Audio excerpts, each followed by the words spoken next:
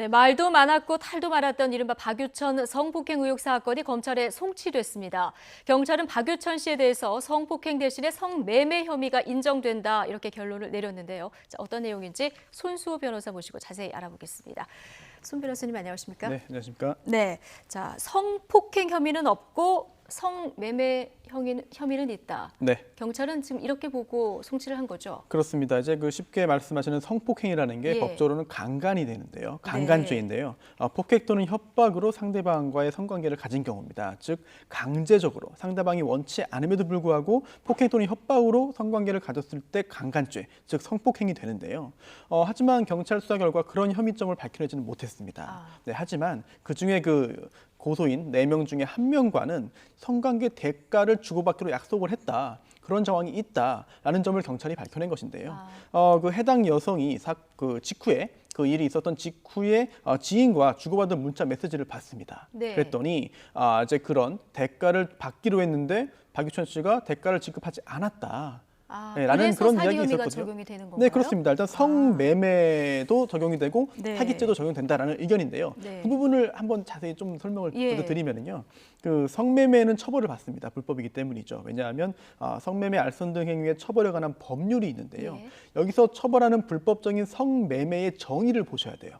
이게 뭐냐면 불특정인을 상대로 금품이나 그 밖의 이익을 받기로 또는 받기로 약속하고 이제 성관계를 했을 경우에는 성매매인데, 예. 즉 이제 실제로 금품이 오가지 않고 네. 금품을 주기로 약속만 해도 이제 성매매가 되거든요. 약속만 해도 그렇습니다. 혐의가 적용이 되는군요. 그리고 또 예. 약속만 하고 한 행위에 상대방 역시 성매매를 한 것으로 인정이 되는 법조항이 있기 때문에 네. 지금 경찰에서는 돈을 주기로 약속을 하고 성관계를 했는데 돈을 안 줬다라고 하면 일단은 불법적인 성매매를 한 것이고, 또한 두 번째로 처음부터 돈을 줄 생각 없이 네. 돈을 줄 것처럼 속이고 성관계를 한 후에 정말 돈을 안 줬거든요. 네. 그렇다면 이거는 성매매와 별도로 사기죄가 성립한다라고 본 것인데요. 일단 경찰은 4명 중에 1명에 대해서는 성매매 그리고 사기죄를 적용하는 것으로 입장을 정했습니다. 명확히 정리를 해주셨는데요. 그런데 이 여성은 왜 강제적인 성관계였다 이렇게 처음에 주장을 한 겁니까? 애초에 왜 성매매 사실이 있음에도 불구하고 강제적인 성관계가 있었다라고 강간죄로 고소했느냐? 글쎄요, 돈 욕심이 있었는지 아니면 과거의 일을 잠깐 잊었는지 아니면 분위기에 휩쓸렸는지 등등은 정확히는 모르겠습니다만 일단은 잘못된 고소를 한 거죠. 네. 성매매 사실, 돈을 받기로 했다고 한다면은 적어도 폭행 또는 협박으로 강제적인 성관계는 아니거든요. 하지만 이런 사실을 무시하고 또는 망각하고 일부러 강간죄로 고소했기 때문에 이제 무고죄 처벌 가능성이 매우 높고요. 또한 일단 잘못된 판단으로 무고 행위, 즉 허위 고소를 했기 때문에 그 후에 사실은 제가 성관계를 이제 성폭행을 당한 것이 아니라 성매매를 한 겁니다.라고 인정했을 경우에는 본인 스스로 이제 무고죄 혐의를 자백한 거나 마찬가지가 되거든요. 예. 그러다 보니까 성매매 상황을 계속해서 부인했는데 경찰에서는 지인과 해당 여성이 주고받은 휴대전화 기록을 이제 복원해서 예. 문자 메시지를 통해서 결국은 박유천 씨와 해당 여성의 성매매 사실을 이번에 증명을 해낸 겁니다. 자. 여기에 대해서 지금 박유천 씨 소속사에서는 뭐라고 얘기를 하고 있습니까? 네, 물론 받아들인다는 입장입니까? 아니요, 그렇지가 않습니다. 그래서 공식적으로 그 소속사가 입장을 밝혔는데요. 네. 결론은 이렇습니다. 성매매 사실은 없다. 라는 그런데 공식 아까 입장이죠. 여러 가지 정황들이 경찰에서 발견했다고 하셨는데. 물론 경찰 단계에서 나온 것이기 때문에 아직 네. 최종적인 유죄 확정 판결도 아니고요. 또한 검찰 수사 결과 얼마든지 달라질 수가 있습니다. 따라서 지금 현재 박유천 씨가 성매매를 했다, 사기 범행을 했다라고 하기는 단정하기는 좀 이른 측면이 있고요. 네.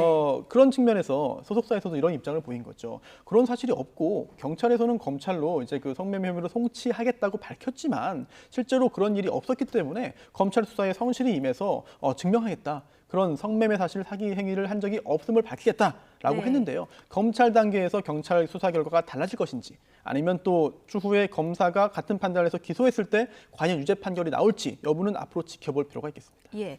자, 지금 성폭행 혐의에 대해서는 그럼 4명 모두 불구속 불기소요. 불기소가 되는 거로 마무리되는 겁니까? 그렇지는 않습니다. 예. 왜냐하면 이제 그 수사라는 게 결국은 네. 경찰이 검사의 지휘를 받아서 수사한 다음에 사건을 다 이제 검찰로 보내거든요. 지금 넘어갔죠. 그렇습니다. 그러면 최종적으로 검사가 수사에 대해서 최종 종결을 할 수 있어요.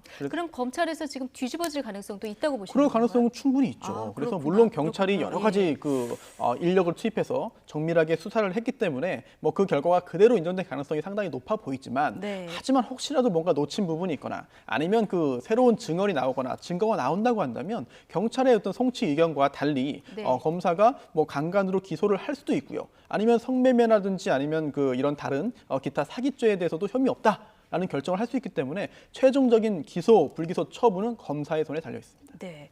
한 6차례 정도 박유천 씨가 이제 경찰 조사를 받았는데요. 이게 대질 신문이나 이런 거는 없었던 것으로 저희 들었거든요. 이건 그렇습니다. 왜 안 하는 겁니까? 보통 이제 그 고소인과 피고소인 사이에서의 그런 의견이 네. 주장이 이제 다를 경우에는 이제 대질 조사를 하죠. 그렇게 하면은 쉽게 이제 그 수사관이 누가 거짓말을 하는구나, 누구 말을 더 믿을 수 있구나라는 점을 판단하기 쉽습니다. 네. 하지만 이 사건의 좀 성격을 좀 고려해야 되는데요. 바로 성에 관련된 사건입니다. 즉 이제 그 강간으로 고소를 했고 또 중간에 성매매 혐의가 또 이제 의심을 타고 있고 하기 때문에 가해자와 피해자, 고소인과 피고소인을 같이 이제 한 자리에 두고 얼굴을 보게 한 다음에 물어보는 대질 신문이 오히려 2차, 3차 피해를 야기할 수 있다라는 측면에서 성 관련된 성범죄의 경우에는 대질 조사를 잘 하지 않습니다. 따라서 이번 경우에도 그렇게 하지 않은 것으로 보이고요. 네. 하지만 검찰 단계에서 정말 필요하다. 이 사건의 진실을 밝히기 위해서는 반드시 고소인, 피고소인을 한 자리에 놓고 물어보고 싶다라고 한다면 진행할 수도 있습니다. 하지 못한다는 법은 없거든요. 예,